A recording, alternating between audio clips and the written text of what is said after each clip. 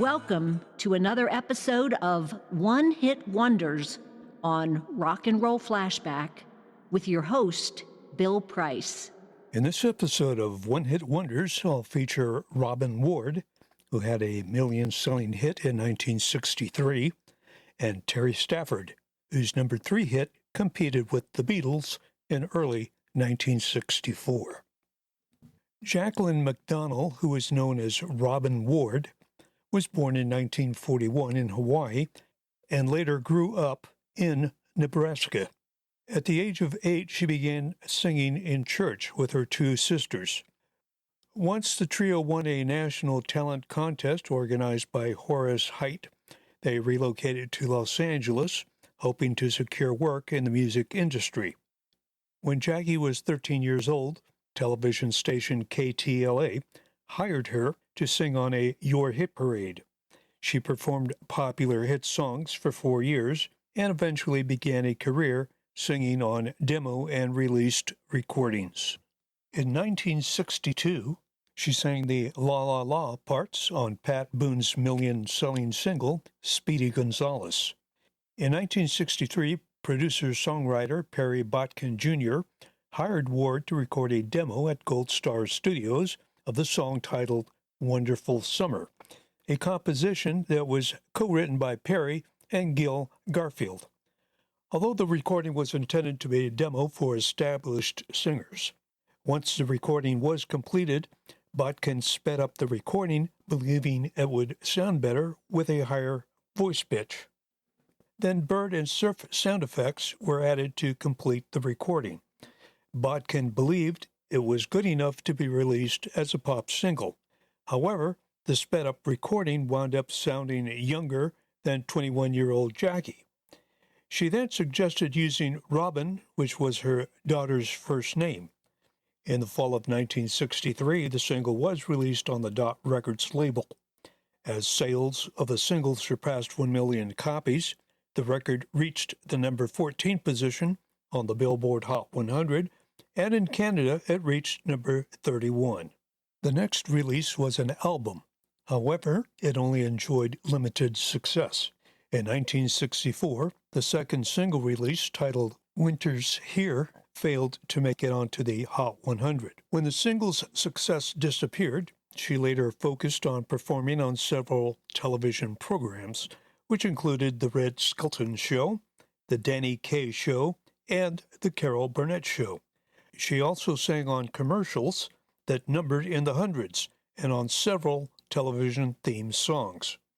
Although her solo music career disappeared, she provided backing vocals on numerous recordings, which included Nat King Cole, Bing Crosby, Frank Sinatra, Gordon Lightfoot, The Carpenters, Cass Elliot, Joan Baez, and Barbra Streisand's single titled Stony End.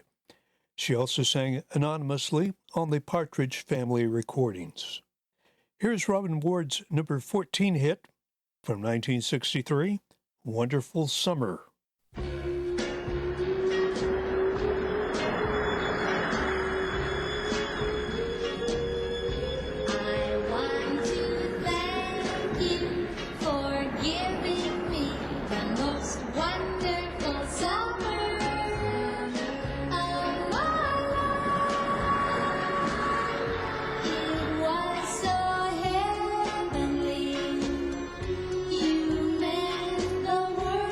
To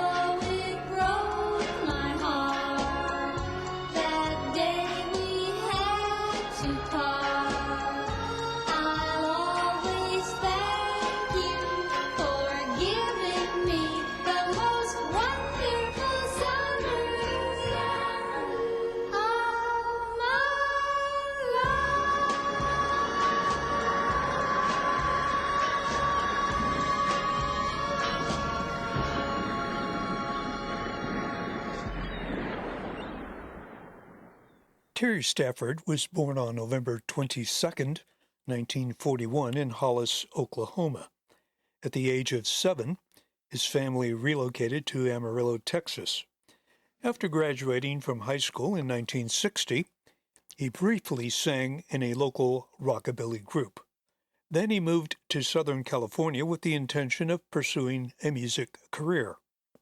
In Los Angeles, he was affiliated with A&M Records, but unfortunately, it proved to be unsuccessful. Later, Terry recorded a demo of a song written by Doc Pomus and Mort Schumann titled Suspicion.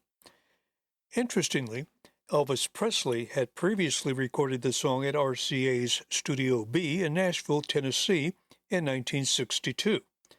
The Presley version only managed to peak at number 103. Terry's version was recorded at the studio of producer Bob Summers, who played all of the instruments. Interestingly, Terry was noted for his vocal similarity to Presley. Terry and his manager then set out to pitch the demo to record labels in Los Angeles and local radio stations. KFWB disc jockey Gene Weed was impressed by the demo that he took it to the newly formed Crusader record label. Interestingly, the recording had a rather unique rhythmic backing that sounded much like a trumpet, but in fact a French-built electronic keyboard called an Odylin produced the sound. In January 1964, the single made its radio appearance in San Bernardino, California, and later in February in Los Angeles. San Bernardino, which is located 60 miles east of Los Angeles, served as a test market for new rock and roll releases. If a single sold well, then it was released in larger markets. In March, the single rose to number 2 and 4 on the hit parades of Los Angeles radio stations KRLA and KFWB. By April 4th, 1964, Suspicion reached the number 6 position on the Billboard Hot 100. Interestingly, at that time, the top 5 hits were by the Beatles. The following week, the single reached the number 3 spot and went on to sell over 1 million copies, earning a gold disc. The follow-up release titled I'll Touch a Star only managed to reach the number 25 position. Interestingly, both recordings were produced by Bob Summers, who is the brother-in-law of guitarist Les Paul. Terry continued recording, but unfortunately was not able to duplicate the success of Suspicion. On March 17, 1996, he passed away at the age of 54. Here's Terry Stafford's number 3 hit, Suspicion.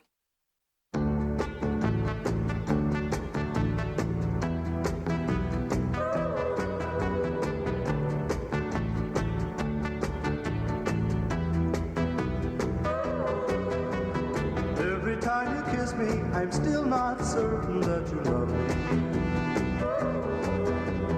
Every time you hold me, I'm still not certain that you care. Though you keep on saying you really love me. Do you say the same words to someone else when I'm not there? Suspicion. Oh, it's my heart. Suspicion. Keeps us apart. Suspicion. Why torture me? Every time you call me and tell me we should meet tomorrow, I can't help but think that you're meeting someone else tonight. Why should our romance just keep on causing me such sorrow? Why am I so doubtful whenever you part aside? Suspicion. Oh, it's my heart. Suspicion. Keeps us apart. Suspicion. Why torture me? Darling, if you love me, I beg you wait a little longer. Wait until I drive all these foolish fears out of my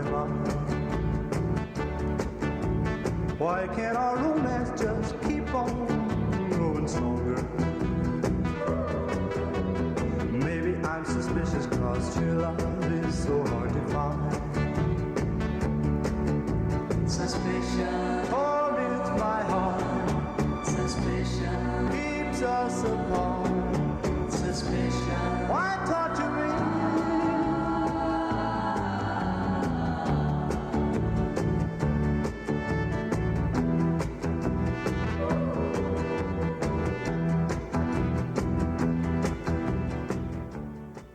This has been a look back at the careers of Robin Ward and Terry Stafford on One Hit Wonders. Until next time, I'm your host, Bill Price. So what?